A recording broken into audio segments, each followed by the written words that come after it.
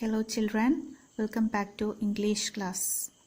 Now let's see the continuation of the lesson. This is Jody's Fawn, page number 92. His arms began to ache and he was forced to stop again. When he walked on, the fawn followed him at once. He allowed it to walk a little distance, then picked it up again.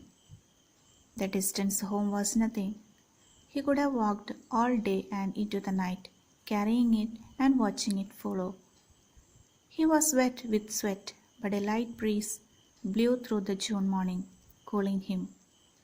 The sky was as clear as spring water in a blue china cup. He came to the clearing. It was fresh and green after the night's rain. He fumbled with the latch and was finally obliged to set down the fawn to manage it. Then he had an idea. He would walk into the house, into Penny's bedroom, with the fawn walking behind him. But at the steps, the fawn backed and refused to climb them. He picked it up and went to his father. Penny lay with closed eyes. Now, Jody was moving into his house with the fawn. His arms began to get pain, and because of that he stopped there and he walked on and the fawn followed him. He allowed the fawn to walk to a little distance, then again picked it up. Actually, the distance to home was nothing for him. He could have walked all day and into the night carrying it and watching it follow. So Jody was enjoying that journey with the fawn. He was wet with the sweat, but a light breeze blew in the morning. The sky was as clear as spring water in a blue china cup. So it is a simile over here. The sky is compared to a spring water that is there in the china cup. Now he came to the clearing. It was fresh and green after the rains. He fumbled with the latch and was finally obliged to set down the fawn to manage it. Fumbled means unsuccessful. Latch means fastening for a door. So both of them reached near the house. He was about to open the door but was unsuccessful. Then what happened? Finally, he kept down the fawn to open the door. Then an idea came into his mind. He would walk into the house, into Penny's bedroom, with the fawn walking behind him. But at the steps, the fawn started to make his sound.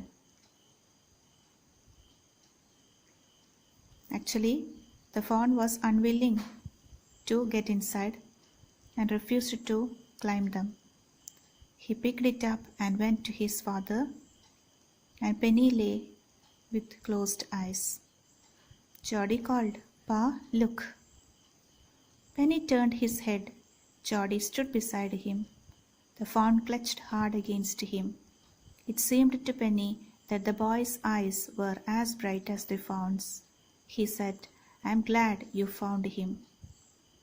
So after seeing the fawn, Jody's father was also very much surprised. And here also we can see a comparison. That is, Jody's eyes were compared to that of the fawn's eyes.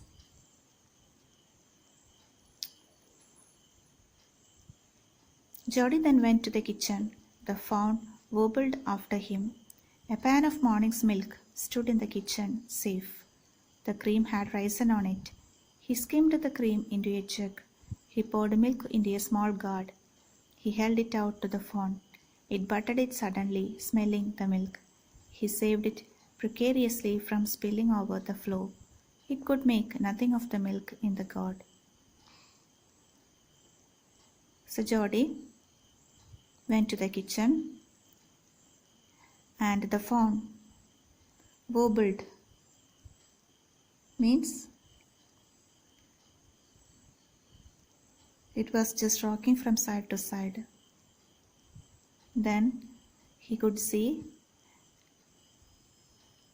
a pan of morning's milk stood in the kitchen. That means some milk were there in the pan and the cream had risen it, and he poured it into the container. Then what happened? He gave it to the fawn. He buttered it suddenly. What is the meaning of buttered? Means hit with the head. So the fawn hit the container with its head after smelling it. He saved it precariously. That means somehow Jody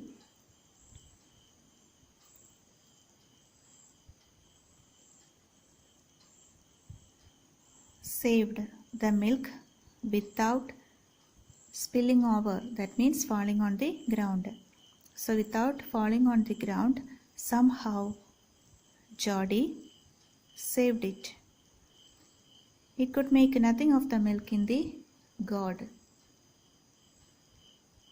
He dipped his finger in the milk and thrust them into the fawn's soft, wet mouth. So at first, the fawn was not ready to take the milk. So Jody dipped his fingers into the milk and thrust them into the fawn's soft, wet mouth. What is the meaning of thrust? Put in with force. So by taking some force, Jody put this milk into fawn's mouth. It sucked greedily. When he withdrew them, it bleated frantically and butted him. So when he taken his finger out from fawn's mouth, it began making sound in a mad-like manner. Maybe it feels hungry and hit with his head. He lowered them slowly into the milk. The fawn blew and sucked and snorted. It stamped its small hooves impatiently. As long as he held his fingers below the level of the milk, the fawn was content. It closed its eyes dreamily. It was ecstasy to feel its tongue against his hand. Its small tail flicked back and forth. The last of the milk vanished in a swirl of foam and gurgling.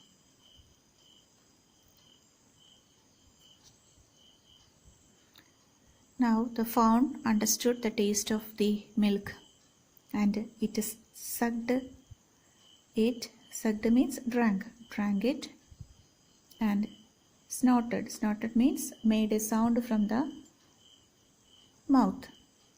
It stamped its small hoofs impatiently.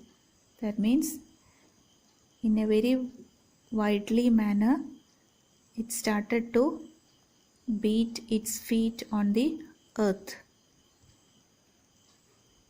because he needed to drink more. As long as he held his fingers below the level of milk, the fawn was content. So Jody, sometimes, what will he do? He will take the milk away from him. So at that time, the fawn began to move beside him impatiently. It was ecstasy to feel its tongue against his hand.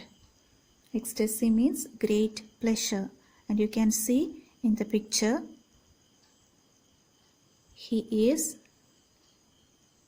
giving his fingers in order to suck, and its small tail flicked back and forth.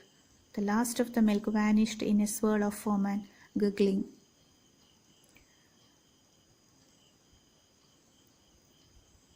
Gurgling means the sound coming from the throat. So,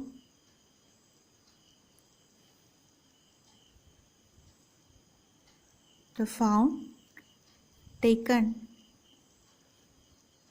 the last drop of the milk from the finger of Jody. So this is the end of the chapter. This is Jody's Fawn. So Jody offered the milk to the fawn. The milk was in the gourd. The fawn could not drink it. Then Jody dipped his fingers in the milk and thrust them into the fawn's soft mouth. The fawn drank the milk greedily. Then he lowered his fingers into the gourd. The fawn drank from the gourd now. So this is all about the story. This is Jody's Fawn by Marjorie Kinnan Rawlings.